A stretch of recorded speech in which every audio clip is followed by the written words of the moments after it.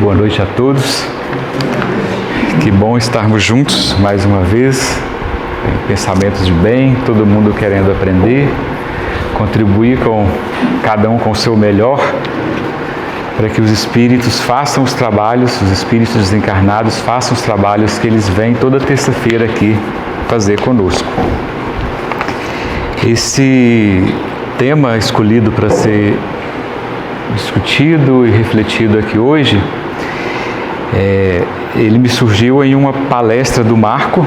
O Marco estava falando de um determinado assunto e na palestra dele ele mencionou o termo perispírito. E aí alguém que estava no dia, vendo a palestra, perguntou o que é perispírito. E é um termo que a gente utiliza de vez em quando aqui, mas explicar o perispírito em si é extremamente complexo. E o que eu vou tentar fazer aqui é trazer um pouco de luz nas ideias mais fáceis da gente compreender e que talvez sejam as mais importantes, para que possamos refletir aqui, cada um voltar para casa, pensando um pouco mais sobre o que é perispírito e da importância dele nas nossas vidas. Inicialmente, pode parecer um detalhe. Aqui sempre falamos muito de corpo, que é esse corpo físico que temos enquanto encarnados, que perece, que na medida que ele não serve mais para os aprendizados que o espírito veio fazer, o espírito abandona, na medida que esse corpo perde a vida orgânica, e o espírito vai para um outro plano, para uma outra morada do Pai. Então falamos sempre de corpo e de espírito. Mas como que funciona essa relação entre corpo e espírito? Será que é simplesmente um espírito chegar e falar assim, eu vou encarnar, vou entrar em um corpo e vou para a Terra fazer alguma coisa, executar alguma missão? É esse o intuito de falarmos um pouco sobre o perispírito. Como esses dois como ele se encaixa, como o perispírito se encaixa nessa relação entre corpo e espírito. É um assunto que o tema perispírito, ele é tratado em todas as obras básicas, em algum momento fala-se dele. O Chico Xavier, especialmente, em um livro com André Luiz, chamado Evolução em Dois Mundos, é um livro em que ele trata especificamente do perispírito, tem até o prefácio do Emmanuel, é um livro dedicado a falar sobre o perispírito.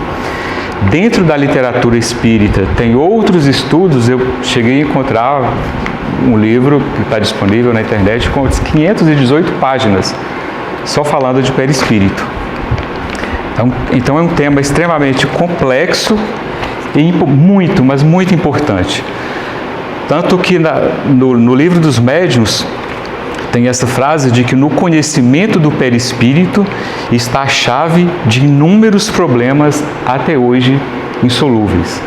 E de problemas inclusive relacionados à nossa saúde. Porque a gente vai ver mais adiante, somos um espírito, que é a parte que pensa, é o ser pensante, é o espírito, que enquanto encarnado aqui na Terra, ele está nesse corpo físico que cada um de nós temos, mas entre os dois está o perispírito. E o perispírito, por ser intermediário, um órgão, digamos assim, intermediário entre corpo e espírito, ele tem características dos dois.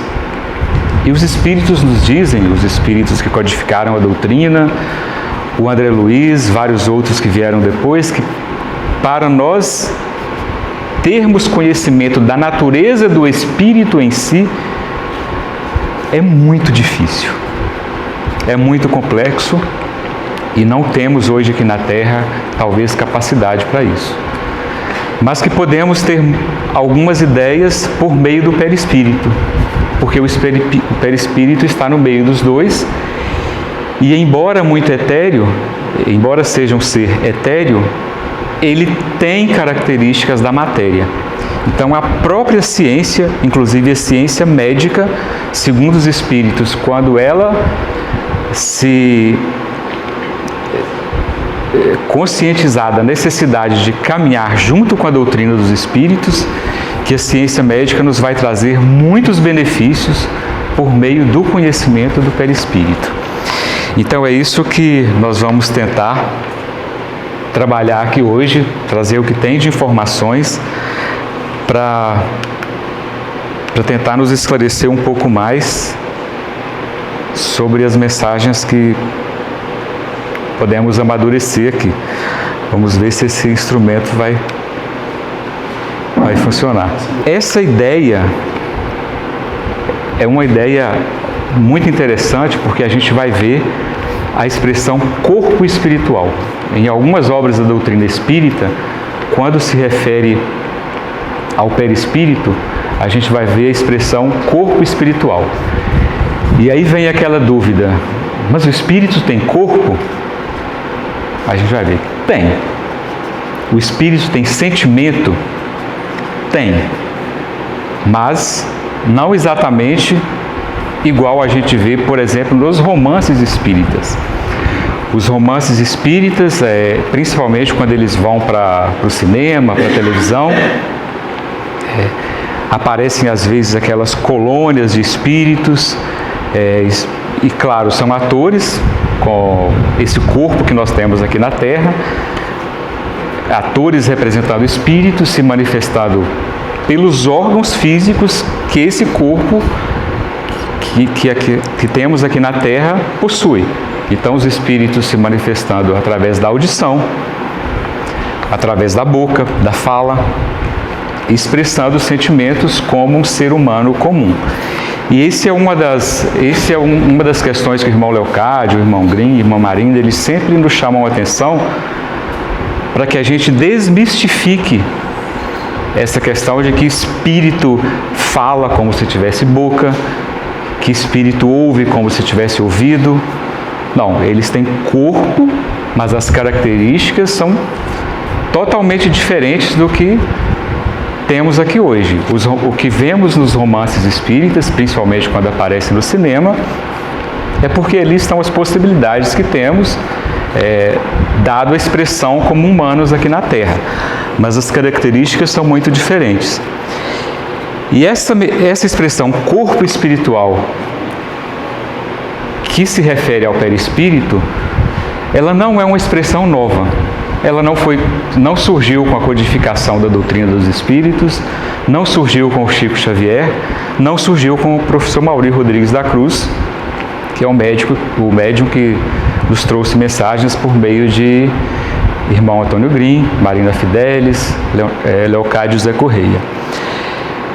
É uma mensagem que está na Bíblia, é uma expressão que está na Bíblia, na carta de Paulo aos Coríntios. E o contexto dessa carta de Paulo, aqui no capítulo 15, eu trouxe só dos versículos 36 ao 46, mas o contexto desse capítulo inteiro, desde o versículo 1, é o Paulo tentando explicar aos coríntios, por meio de uma carta, qual o significado da ressurreição.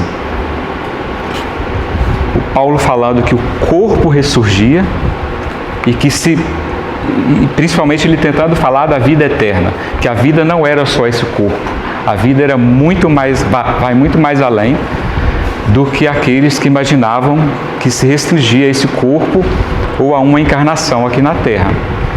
O Paulo, inclusive, usa a expressão de que se nós imaginarmos que a mensagem de Cristo se restringe a uma encarnação, que nós somos dignos de lástima. Que a mensagem de Cristo é muito ampla, é uma mensagem consoladora, de vida eterna. E aí ele vai entrar na questão da ressurreição. E é nessa discussão sobre ressurreição que ele vai falar do corpo espiritual. E aí ele vai entrar no mérito de vários corpos, e ele cita vários exemplos. Então, do versículo 36 ao 46, Paulo diz que quando nós semeamos, não semeamos o corpo que virá a ser, mas apenas uma simples semente, como uma semente de trigo ou como uma outra semente qualquer. Mas Deus dá um corpo, como Ele determinou. E a cada espécie de semente Deus dá um corpo apropriado. Nem toda carne é a mesma. Os homens têm uma espécie de carne, os animais têm outra, as aves têm outra, e os peixes têm outra. E que há corpos celestes e que há também corpos terrestres. Mas o esplendor dos corpos celestes é um, e o esplendor dos corpos terrestres é outro. Um é o esplendor do sol, outro é o esplendor da lua, outro é o esplendor das estrelas. E que as estrelas diferem em esplendor uma das outras. Assim será com a ressurreição dos mortos. O corpo que é semeado é perecível e ressuscita imperecível. É semeado em desonra e ressuscita em glória. É semeado em fraqueza e ressuscita em poder. É semeado em corpo natural e ressuscita em corpo espiritual. Se há um corpo natural, há também um corpo espiritual. Então, já na Bíblia, dessa carta específica de Paulo aos Coríntios, o Paulo está trazendo essa mensagem de corpo espiritual e que após ele, na codificação, depois das mensagens do Chico Xavier, principalmente por meio do André Luiz, ele vai nos dizer que esse corpo espiritual que Paulo está se referindo é o perispírito. E para fazer essa metáfora da ressurreição dos mortos, o Paulo vai trazer que cada morada do Pai, veja que ele está falando de corpos celestes, corpos terrestres, corpos de animais, dentro dos animais várias espécies de carne, para dizer, olha, cada um tem sua característica. Onde que ele estiver, ele vai ter característica apropriada àquele ambiente. Peixe vive debaixo d'água. Ele vai ter um corpo apropriado e que lhe permite viver ali. As aves que voam, elas vão ter um corpo que lhes permitem voar. Nós, como seres humanos e com essa capacidade de pensar, vivemos aqui andando, mas veja que fazemos muito mais do que as outras espécies. Não temos asas, mas o homem hoje, com a capacidade de inteligência que Deus lhe deu, já consegue voar. Assim como consegue também penetrar ambientes de águas, às vezes extremamente profundas, para buscar mais conhecimento. Mas como que esse corpo ressuscita? Veja que o Paulo ele não fala de ressurreição da carne. Ele fala do corpo espiritual. Ele não está falando que a carne vai ressuscitar. Ele fala que o corpo ressurge e que esse corpo, ele tem um corpo espiritual. E agora vamos tentar ver um pouco mais como que esse ressurgimento do corpo, ele se opera em vários momentos, tanto nas manifestações espíritas e depois ao longo do processo de desencarne. Mas antes de avançarmos um pouco mais, vamos pensar um pouco nessa possibilidade que os espíritos nos trazem, de que somos, pelo menos aqui enquanto estamos na Terra, que somos corpo, espírito e perispírito. E que a alma, e que nós humanos, enquanto aqui encarnados, somos compostos desses três elementos. O primeiro deles, a alma, ou o espírito, a alma é o espírito enquanto encarnado. O espírito, sim, ele é o princípio inteligente, no qual residem o pensamento, a vontade e o senso moral. É o espírito que é o ser pensante, é ele que vai conseguir raciocinar, pensar de acordo com todas as variáveis que ele consegue enxergar, e que todo esse senso moral que nós temos de ver determinados fatos, de analisar e, de acordo com os conhecimentos que temos, perceber o que pode estar certo para aquela situação ou o que pode estar inadequado, esse senso moral, ele é todo do espírito e é nele que reside o pensamento. Inclusive, na codificação, e depois o André Luiz, eles nos dizem que para nós encarnados aqui na Terra, para adentrarmos esse conhecimento sobre o perispírito, que a nossa ciência, a ciência humana, ela vai precisar entender melhor como que funciona a dinâmica do pensamento, de toda essa força que é o pensamento, que a gente às vezes acha que é algo tão abstrato, mas que quando entendermos melhor e de forma segura, eles usam essa expressão, noção segura a respeito da dinâmica do pensamento, conseguiríamos adentrar conhecimentos mais aprofundados sobre o perispírito. Que além do espírito, que enquanto na Terra somos também corpo, esse invólucro material, que põe o espírito em relação com o mundo exterior. É esse corpo que cada um de nós vemos hoje, é ele que permite o espírito fazer essas experiências enquanto está aqui na Terra. E que além do corpo e do espírito, que há também o perispírito, e que não é só um detalhe, é algo muito importante. É esse perispírito, que é esse invólucro fluídico, intangível, mas a gente vai ver que em determinados casos muito raros ele pode se tornar tangível, e que ele é leve, ele serve como esse laço e de intermediário entre o espírito e o corpo. E no livro dos Espíritos, na pergunta 135, os Espíritos continuam nos dizendo que esse laço, que é o perispírito, que liga o espírito ao corpo, ele é de natureza semimaterial, intermediária entre espírito e corpo, para que os dois possam se comunicar um com o outro. Por meio desse laço é que o espírito atua sobre a matéria e a matéria sobre o espírito, de forma que sem perispírito não poderia existir comunicação entre corpo e espírito. Sem perispírito, nós não existiríamos da forma que existimos aqui hoje. E ele funciona como intermediário, de forma que aquelas sensações que são externas ao espírito, primeiro é o corpo que sente, o corpo transmite ao perispírito e o perispírito transmite ao espírito. Uma sensação de que algo que nós enxergamos e que nos desagrada profundamente, seja pelo nosso senso moral, amparado na moral cristã, que nos faz perceber que aquilo está inadequado. Por exemplo, vemos uma agressão. Essa agressão nós vemos com os nossos olhos, com esses olhos físicos, com essa estrutura biológica. Os nossos olhos transmitem ao perispírito e o perispírito transmite para o espírito essa informação. E por outro lado, algo que é interno, que é algo próprio do espírito, faz esse fluxo inverso. O espírito transmite ao perispírito e o perispírito leva para o corpo manifestar aquela informação que o espírito quer que seja manifestada, de forma que o perispírito, ele é um instrumento de manifestação do espírito. Sem o perispírito, o espírito não poderia se manifestar. E a gente vai começar a entender agora como que isso funciona.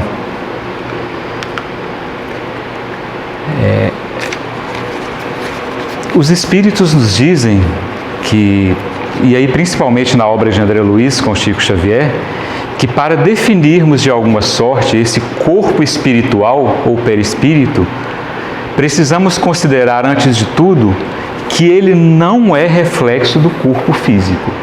O perispírito, ele não é reflexo desse corpo que a gente está vendo aqui. Na realidade, é o corpo físico que é reflexo dele, tanto quanto ele próprio. O corpo espiritual retrata em si o corpo mental que ele preside a formação. E quando ele está falando de corpo mental, que se refere à mente, mas ele está se referindo à inteligência em si, que é o próprio espírito. E nesse livro Evolução em Dois Mundos, o André Luiz, ele traz por meio do Chico Xavier, que ao longo da formação de tudo que conseguimos enxergar hoje, da Terra, planetas, cometas, da vida, galáxias, de tudo que conseguimos enxergar e aquilo que está fora do alcance dos nossos olhos, que tudo isso, e a ciência já fala sobre essas questões hoje, que são formações milenares, não são poucos séculos, são milênios e milênios e milênios. Na própria estrutura bíblica, quando fala ali nos livros quando fala de Moisés, da formação da terra, que aqueles dias que se referem ali, que no primeiro dia aconteceu isso, no segundo dia aconteceu aquilo, é que cada dia ali que são milênios e milênios. Essa foi só uma forma figurada, que a gente não consegue imaginar. Outro dia a gente até fez uma palestra aqui sobre a idade da Terra, que à medida que a ciência foi avançando, essa percepção de que a idade da Terra ela foi se alongando. A Terra era vista antigamente, até certo tempo, como alguns milhares de anos, depois isso foi aumentando, chegando nos bilhões, e essa percepção só foi se alongando. Da mesma forma foi essa formação da vida na Terra. Segundo o André Luiz, desse livro Ação e desse livro Evolução em Dois Mundos, Deus foi permitindo que as coisas fossem acontecendo desde os primeiros micro-organismos com vida que aqui chegaram, até permitindo que outros maiores fossem chegando, para depois, somente depois, a espécie humana viesse habitar esse planeta Terra. E que todo esse corpo que nós temos hoje, ele foi desenvolvido por meio do perispírito. Esse corpo não foi assim. Esse corpo que o ser humano tem hoje, ele já foi de formas muito diferentes do que a gente percebe. E mesmo até onde a nossa ciência consegue voltar, se a gente voltar um século atrás, a gente vai ver que a estatura do ser humano de um século atrás, e isso em todas as regiões do planeta, era bem menor do que é hoje. E que esse corpo foi se modificando. E ele diz que é por meio do perispírito, pela força que o espírito imprime no perispírito, pela vontade e pelo pensamento que o espírito imprime. E pode parecer um exemplo muito grosseiro, mas se a gente pensar que o nosso corpo em uma encarnação se modifica bastante, com base no pensamento do espírito, a gente pode entender como o nosso corpo já foi diferente, talvez há dezenas e dezenas de milhões de anos atrás. Imagina algumas pessoas aí, uma pessoa que fala assim, a partir de hoje eu vou ter um corpo todo musculoso, um corpo muito forte. A pessoa vai com o auxílio da ciência, alguns só na academia, com alimentos, outros com complementos, com suplementos químicos, e conseguem modificar o corpo. Como que esse corpo foi modificado? Pela força daquele espírito encarnado, que ele imprimiu no perispírito dele e fez transformar o próprio corpo em um pequeno espaço de tempo. Talvez um ser humano, em um ano, consegue modificar totalmente o corpo. Seja com esse exemplo da atividade física ou até da própria exposição ao sol. Imagina uma pessoa que se expõe ao sol com muita frequência, sem nenhuma proteção. Como que esse corpo modifica? E tudo isso acontece pela força desse perispírito.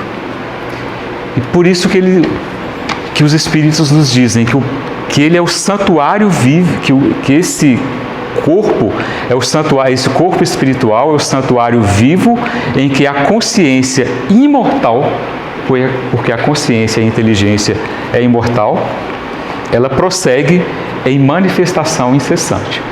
Seja há milhões de anos atrás, seja hoje, seja em qualquer outra morada do Pai que formos, a inteligência, que é o espírito em si, vai continuar se manifestando através desse perispírito. E ainda nesse livro Evolução em Dois Mundos, o André Luiz diz que, assim como o corpo físico dos encarnados, o corpo espiritual, ele externa sensibilidade, transforma-se, desgasta-se, pode sofrer escoriações, ferimentos, dentro de um conceito de relatividade. quanto mais ligado à esfera terrestre, mais essa dinâmica, que a gente está vendo aqui como exemplo, se aproxima da dos encarnados. Olha que interessante, ele está dizendo que em qualquer lugar que formos, que tendo o espírito, tendo esse corpo espiritual ele vai ter sensibilidade, ele pode se alongar, ele pode se retrair, ele se modifica,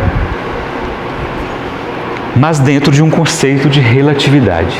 E por isso que está grifado aí, que é exatamente esse uma das questões que o irmão Grimm e o irmão Locádio, o irmão Marina sempre nos chamaram a atenção, para que não pensemos que o Espírito vem falar conosco como se ele tivesse boca, como se ele tivesse corpo.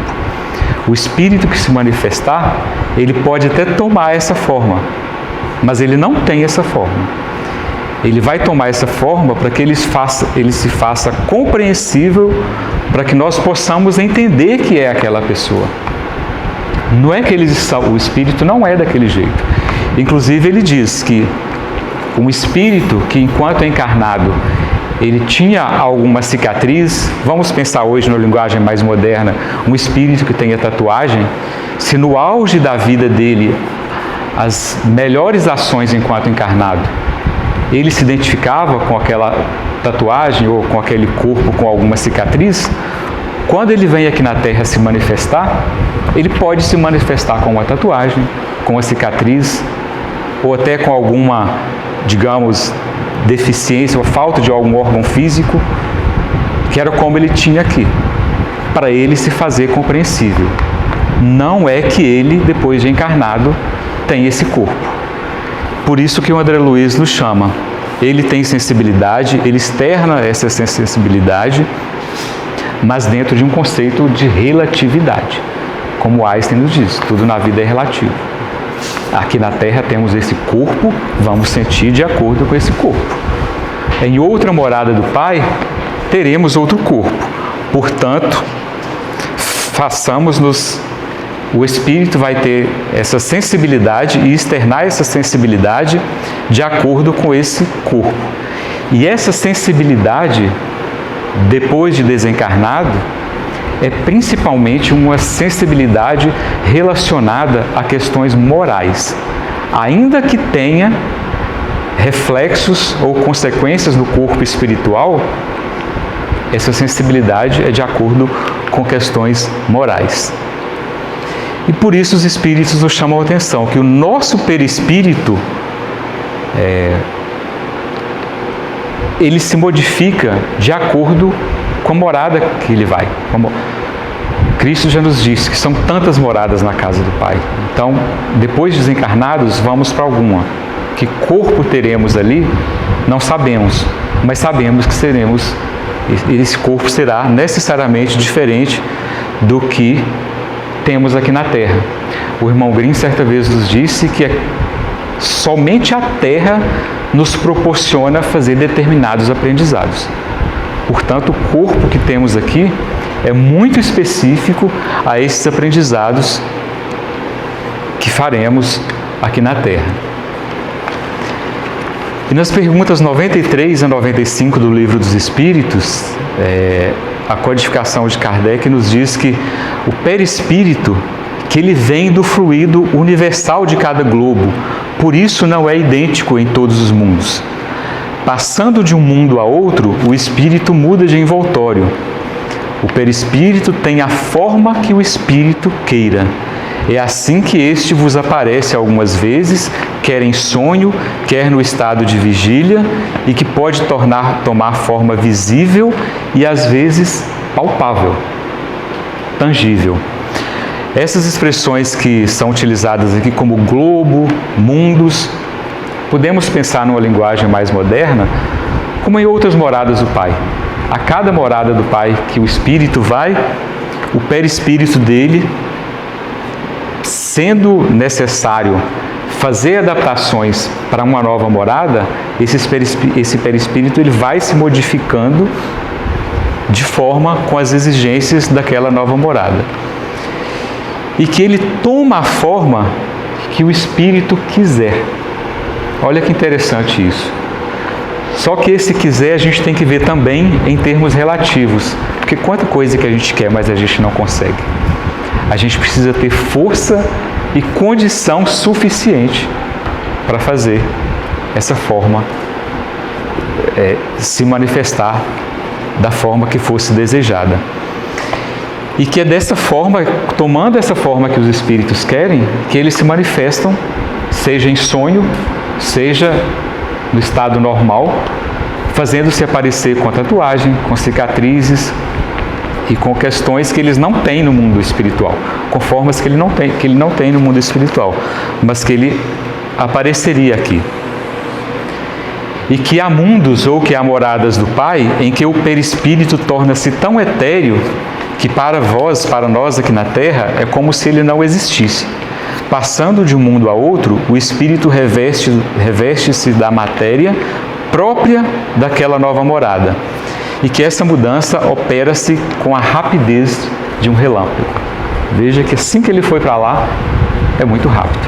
É uma adaptação muito rápida. Ele usa essa expressão relâmpago porque a gente tem que perceber que o tempo da vida dos espíritos é um pouco diferente da nossa vida. Eles dizem, inclusive, que uma encarnação inteira para eles é um piscar de olhos.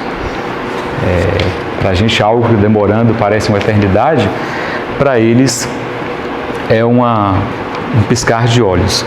E quando os espíritos nos dizem que, às vezes, em determinadas manifestações, que eles podem se tornar palpáveis, a gente vê em alguns casos, principalmente quem teve contato com Chico Xavier, em algumas situações, pessoas disseram que, olha, eu tive contato com aquele ente meu querido, inclusive eu toquei, eu senti.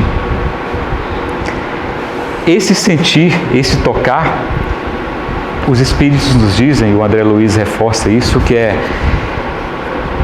que isso acontece e o irmão Grimm e o irmão Leocádio continuam reforçando que acontece cada vez mais raro, que já era raro, e que acontece de forma cada vez mais rara. E que também que o espírito pode aquele perispírito que está se tomando aquela forma e que faz ter aquela sensação como se fosse real, que ele pode se desvanecer em segundos. A qualquer momento, aquela forma pode desaparecer. Opa! E aí, como que esse espírito se torna visível? Eu trouxe essa foto aqui, que é uma foto que eu peguei da internet, para talvez nos dê um pouco de ideia. Naquele primeiro plano, aparece ali um raio, um clarão, como se fosse, supondo que fosse um espírito. Mas o espírito não é um raio, o espírito não é um clarão. É apenas para que tenhamos uma ideia. Como a codificação nos disse, para que consigamos penetrar nessa natureza do que é o espírito, teríamos que compreender de uma forma muito segura como funciona a dinâmica do pensamento. E ainda não temos capacidade para isso. A ciência ainda não atingiu esse conhecimento. Então a gente não... Vamos pegar aquele exemplo ali, mas o espírito não é um clarão. E em seguida, uma ideia do que seria o perispírito. Veja que o perispírito, ele está ali aparecendo no fundo dele, como se fosse um corpo humano, que é o que está mais à direita de vocês, e algo como se fosse aquele clarão, que seria o espírito, no meio dos dois, entre o espírito e o corpo. Talvez quem fez esse desenho, e tem outros desenhos na internet com características um pouco diferentes, eles tenham formulado essa forma porque os espíritos nos dizem que o nosso perispírito, ele irradia para além do corpo. Nós temos esse corpo aqui, mas o nosso perispírito, ele se expande. E que quanto mais é a nossa capacidade, quanto mais é a capacidade e menos ligado à matéria ao espírito, mais ele consegue se expandir. E que alguns conseguem até sentir. Embora não vejam, eles conseguem se sentir. E, inclusive, quando uma pessoa se encontra com a outra, às vezes nunca conversaram, não se conhecem e não têm informação nenhuma, uma sobre a outra, mas naquele primeiro momento há algo que repele as duas, ou que aproxima, dependendo da afinidade ou da falta de afinidade que vai ter o perispírito de um com o perispírito do outro. E aí os espíritos nos dizem que o princípio que permite o espírito tornar-se visível é o mesmo de todas essas manifestações mediúnicas. Reside nas propriedades do perispírito, que pode sofrer diversas modificações ao sabor do espírito, e que é necessário que o espírito tenha permissão para se fazer visível. Por isso que é muito raro e que não é fácil. Aliás, não só por isso, por um outro motivo que a gente vai ver também. Não basta que o espírito queira se tornar-se visível. É necessário que ele tenha a permissão do Pai, para que ele se faça visível. Ele precisa ter um objetivo. Gasta-se, como já foi dito em outras palestras aqui, é uma energia muito grande que é despendida para o espírito vir aqui na Terra. Então não vai ser despendido à toa. Então esse espírito primeiro ele precisa de ter permissão, e que não basta ele apenas querer se mostrar. E que também não basta que uma pessoa queira vê-lo. Eu tenho certeza que todos nós aqui que temos entes desencarnados, entes queridos, muitos de nós talvez gostassem de ver esses entes, mas não basta simplesmente que queiramos vê-los.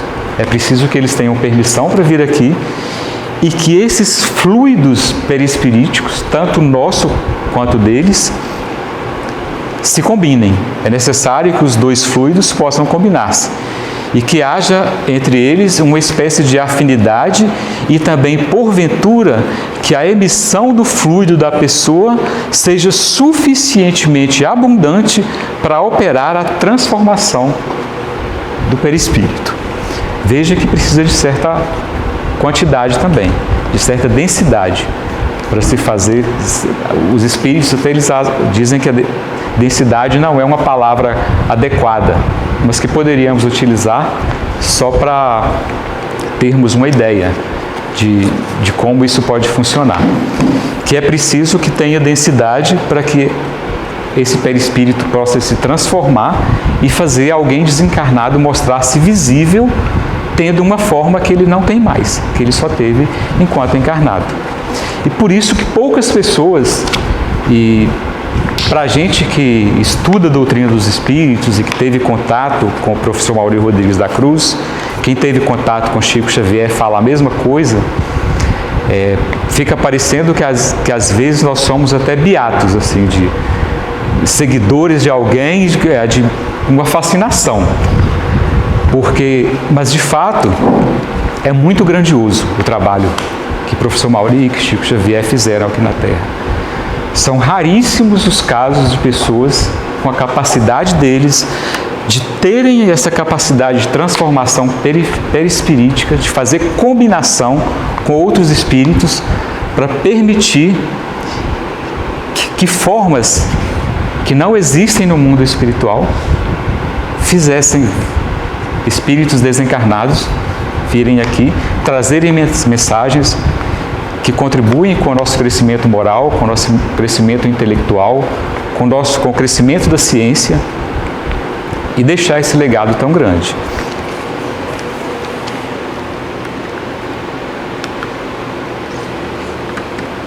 E o perispírito, como ele é parte do espírito, ele continua ligado ao espírito. As obras básicas nos trazem essa questão de que, enquanto encarnados, nós somos corpo, espírito e perispírito. Mas desencarnados, tem o corpo espiritual, mas somos também corpo e principalmente somos corpo e perispírito. Com o desencarne, o perispírito, esse corpo que temos hoje fica, mas o perispírito vai, junto com o espírito. Mas ele vai com adaptações, porque enquanto ele estava na Terra, ele, como intermediário entre o espírito e o corpo encarnado, ele tinha características dos dois. uma vez que o espírito desencarna, esse perispírito, ele vai começar a tomar formas de acordo com a nova morada do Pai que ele vai. Então, no Livro dos Espíritos, a codificação nos diz que com o desencarne, o espírito desprende-se gradualmente do corpo, não de forma brusca. Durante a vida, o espírito liga-se ao corpo pelo envoltório semimaterial, que é o perispírito. O desencarne é a destruição do corpo somente, não a do perispírito, que do corpo se separa quando cessa neste a vida orgânica. No instante do desencarne, o desprendimento do perispírito não se completa subitamente. Ao contrário, opera-se gradualmente com uma lentidão muito variável conforme os indivíduos. É interessante essa fala no Livro dos Espíritos, que primeiro ele utiliza logo no início, que o espírito desprende-se gradualmente do corpo, e depois que o perispírito não se desprende subitamente e que esse processo é gradual. E por que é gradual? E algumas obras espíritas têm inclusive esse cuidado de dizer que o desencarne é um processo. O desencarne não é uma ruptura. Inclusive para a gente não pensar em morte. É o processo da vida. O desencarne é só uma fase desse processo da vida. E como ele não é uma ruptura no sentido da vida em si, ele não vai ser simplesmente falar assim, fulano desencarnou, como a gente pensar, acabou ali. Não. Esse processo de desencarne, ele, dentro também de determinada relatividade, ele é lento. Em várias obras, tanto na codificação básica como em obras posteriores, os espíritos nos dizem que alguns encarnados, quando eles estão percebendo, eles percebem esse momento e eles vão fazendo esse desligamento, inclusive do próprio corpo. Ele vai acontecendo aos poucos e que alguns espíritos, talvez aí a maioria deles, nesse nosso momento do desencarne, nesse momento que acontece, que o espírito deixa o corpo em si, ali, naquele momento o espírito já não tem mais a consciência do próprio corpo.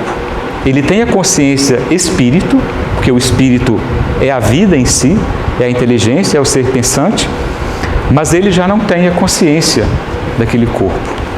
E interessante que em determinada preleção, eu não sei se foi o irmão Grimm ou o irmão Leocádio que nos disse que em alguns momentos de mortes de desencarnes muito traumáticos, vamos pensar num acidente aéreo, por exemplo, que antes do corpo, do espírito desligar do corpo, e essa fala, acho que é do irmão Leocádio, ele reforça isso, que o espírito ele já perdeu aquela consciência e que ele não vai ter aquele sofrimento que às vezes nós achamos que o espírito tem.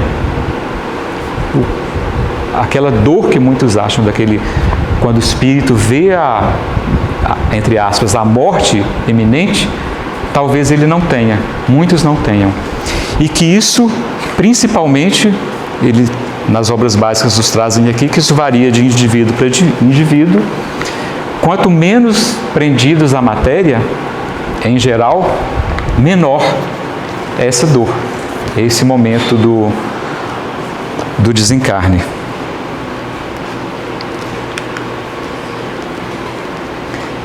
E após o desencarne?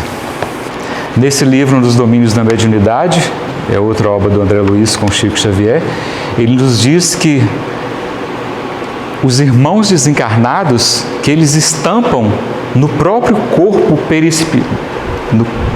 perispiritual ou no perispírito, os sofrimentos de que são portadores. Eles trazem ou eles levam, nós levamos conosco, individualmente, cada um leva os seus, o estigma dos erros deliberados a que se entregaram.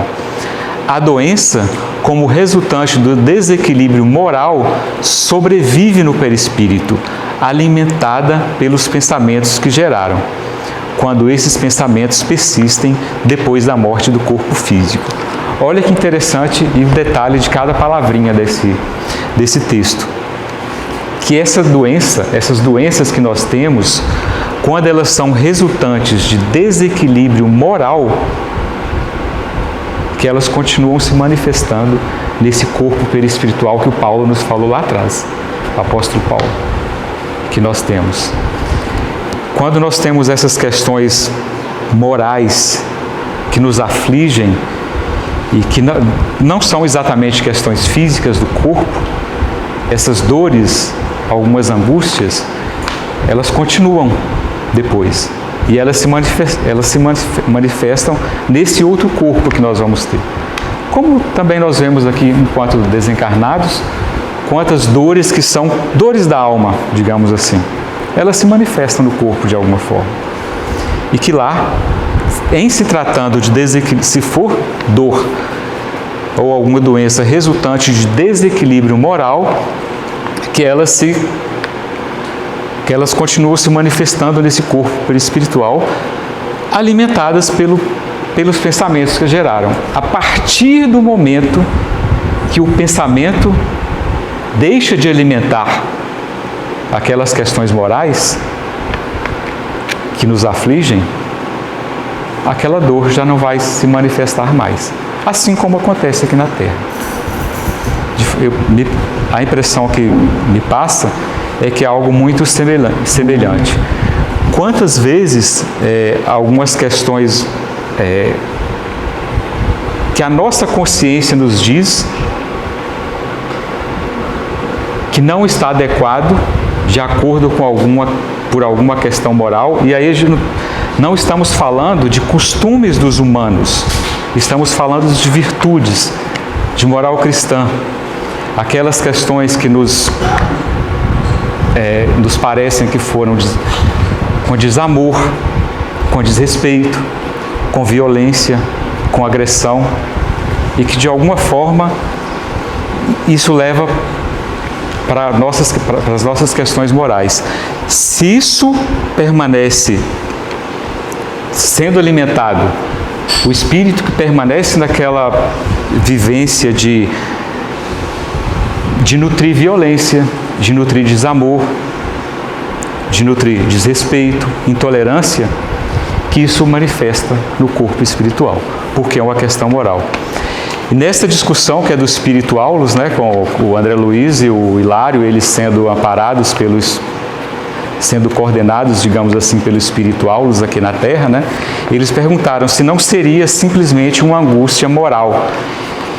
E o Aulus disse, olha, as crises morais de qualquer teor refletem até no veículo de manifestação, que é o veículo perispirítico, que é esse corpo espiritual que manifesta enquanto encarnados, para além do corpo que nós temos aqui de encarnados, e que continua, esse perispírito, ele continua conosco depois de desencarnados. Interessante em algumas discussões modernas a esse respeito, porque uma delas que surgiu, inclusive numa entrevista de uma médica, eu até vou tentar lembrar o nome dela aqui, eu anotei aqui, para não esquecer. É uma médica que nasceu em São Paulo, mas ela foi estudar medicina em Uberaba, e lá em Uberaba ela teve um contato muito direto e frequente com Chico Xavier, virou uma das maiores divulgadoras da doutrina dos espíritos, e principalmente pelo conhecimento médico dela e da ciência, de pesquisadora do perispírito. E em um desses momentos com Chico Xavier, ela perguntou sobre a questão da cremação, que o Chico trata desse assunto no livro Consolador, mas ela tem uma obra que também trata desse assunto da cremação de uma forma mais objetiva. E nessa conversa com ela, o Chico diz o seguinte, olha, o Emmanuel, em algum momento conosco, ele sugeriu que em caso de cremação, que se respeitasse 72 horas depois do desencarne.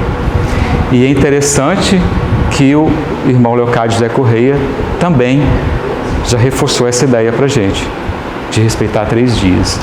Por que esses 3 dias?